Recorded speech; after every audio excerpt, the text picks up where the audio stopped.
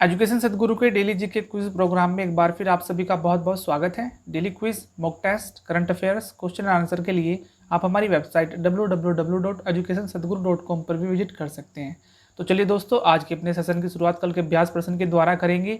कल हमने आपसे अभ्यास प्रश्न में पूछा था कि हाल ही में रसायन और उर्वरक मंत्रालय ने 2025 तक प्रधानमंत्री भारतीय जन औषधि केंद्रों की संख्या के लिए कितना लक्ष्य निर्धारित किया है।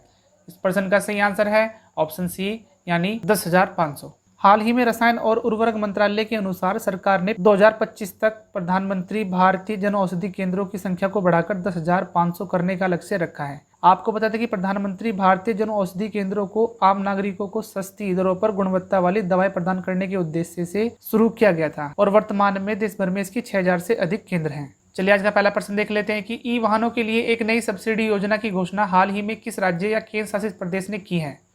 इस प्रश्न का सही आंसर है ऑप्शन बी, यानी गुजरात। हाल ही में गुजरात सरकार ने ई वाहनों के लिए एक योजना की शुरुआत की है। यह राज्य में बैटरी चालित दोपहिया और तिपहिया वाहनों के उपयोग को प्रोत्साहित करेगी। आपको बता दें कि गुजरात में 5 विकास योजनाओं के पंचशील उपहार के रूप में सब्सिडी की घोषणा की है। इसके तहत छात्रों को ई स्कूटर खरीदने के लिए 12,000 रुपये की सब्सिडी दी जाएगी।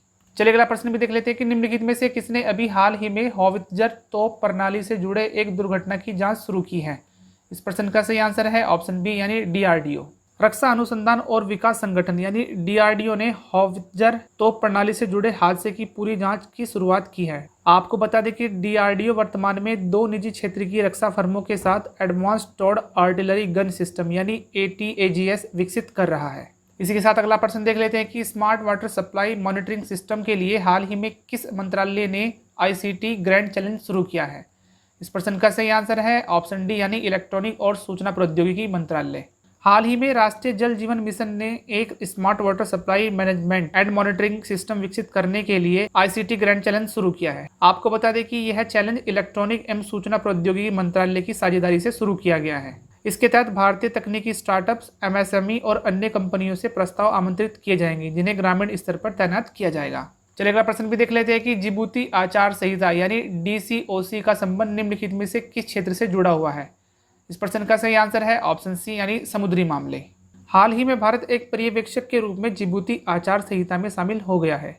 जिबूती आचार संहिता को जेद्दा संशोधन भी कहा जाता है। यह एक क्षेत्रीय समुद्री सुरक्षा सहयोग समझौता है जिसे 2008 में अंतर्राष्ट्रीय समुद्री संगठन यानी IMO द्वारा स्थापित किया गया था। इसी के साथ अगला प्रश्न भी देख लेते हैं कि हाल ही में राज्यसभा सदस्य अशोक गस्ती का निधन हो गया है। उनका संबंध निम्नलिखित में से किस राजनीतिक दल से था। इस प्रश्न का सही आंसर है ऑप्शन बी, यानी भारतीय जनता पार्टी। हाल ही में बीजेपी पार्टी के नेता रहे और नवनिर्वाचित राज्यसभा सदस्य अशोक गस्ती का 55 वर्ष की उम्र में निधन हो गया है। उनके निधन पर प्रधानमंत्री नरेंद्र मोदी ने शोक व्यक्त करते हुए ट्वीट किया है। आपको बता दें कि राज्यसभा सदस्य अशोक गस्ती समर्पित कार्यकर्ता थे जिन्होंने कर्नाटक में पार्टी को मजबूत करने के लिए एक कड़ी मेहनत की थी।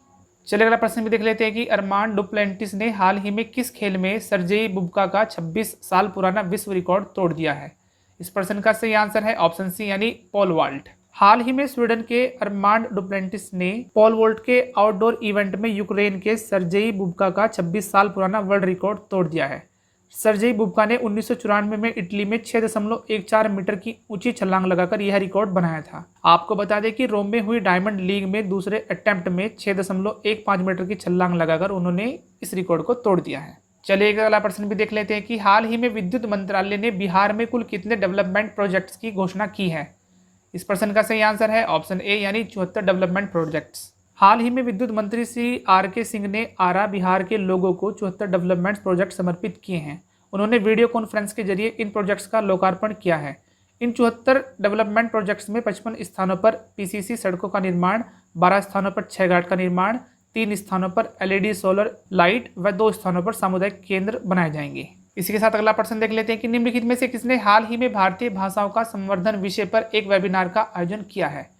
इस प्रश्न का सही आंसर है ऑप्शन बी, यानी केंद्रीय भारतीय भाषा संस्थान। हाल ही में केंद्रीय भारतीय भाषा संस्थान यानी CIIL ने शिक्षा पर्व पहल के अंतर्गत भारतीय भाषाओं का संवर्धन विषय पर एक वेबिनार का आयोजन किया है। आपको बता दें कि शिक्षा मंत्रालय ने शिक्षा पर्व के अंतर्गत नई शिक्षा नीति के केंद्रीय बिंदुओं को विशिष्ट रूप से दर्शाने के लिए वेबिनारों की एक श्रृंखला का आयोजन किया है। चलिए अगला प्रश्न देख लेते हैं कि हाल ही में केंद्र सरकार ने ऑनलाइन लर्निंग को बढ़ावा देने के उद्देश्य से कुल कितने रुपए के आवंटन को मंजूरी दी है। इस प्रश्न का सही आंसर है ऑप्शन सी यानी 818 करोड़ रुपए। हाल ही में ऑनलाइन लर्निंग को बढ़ावा देने के लिए केंद्र सरकार ने 818 करोड़ रुपए के आवंटन को मंजूरी दी है। केंद्रीय शिक्षा मंत्री रमेश पोखरियाल निशंक ने कहा है कि ऑनलाइन टीचर ट्रेनिंग के लिए 267 करोड़ रुपए पहले ही आवंटित किए जा चुके हैं। इसके अलावा शिक्षा मंत्रालय ने केंद्र शासित प्रदेशों और राज्यों के साथ कई परामर्श भी किए हैं। चलिए आज के सेशन का अपना आखिरी प्रश्न देख लेते हैं कि निम्नलिखित में से किस यूनिवर्सिटी के शोधकर्ताओं ने कोरोना को पूरी तरह खत्म करने वाले AB8 मॉलिक्यूल की खोज की है। इस प्रश्न का सही आंसर है ऑप्शन सी यानी कोलंबिया यूनिवर्सिटी। हाल ही में कनाडा की ब्रिटिश कोलंबिया यूनिवर्सिटी के शोधकर्ताओं ने कोरोना को पूरी तरह खत्म करने वाले AB8 मॉलिक्यूल की खोज की है, जो कि सामान्य एंटीबॉडी से 10 गुना छोटा है। यह ड्रग कोरोना को इंसानी कोशिकाओं से जुड़ने नहीं देती है और न ही इसका अब तक कोई साइड इफेक्ट देखने को मिला है। चलिए आज का अपना अभ्यास प्रश्न भी देख लेते हैं कि हाल ही में किस देश में विश्व का सबसे बड़ा चॉकलेट म्यूजियम बनाया गया है। Option A Norway, B Finland, C Austria या फिर डी स्विट्जरलैंड। इस अभ्यास प्रश्न का आंसर आप हमारे कमेंट सेक्शन में जरूर दीजिएगा और यदि आज की वीडियो आपको पसंद आई तो वीडियो को प्लीज़ लाइक करें, कमेंट करें और शेयर भी करें। और यदि अभी तक आपने हमारे चैनल को सब्सक्राइब भी नहीं किया है तो चैनल को प्लीज़ सब्सक्राइब करें और बेल आइकन को जरूर प्रेस करें ताकि आने वाली नई वीडियो की नोटिफिकेशन सबसे पहले आप ही के पास हो। तब तक के लिए आप हमारे चैनल पर लगातार बने रहिए।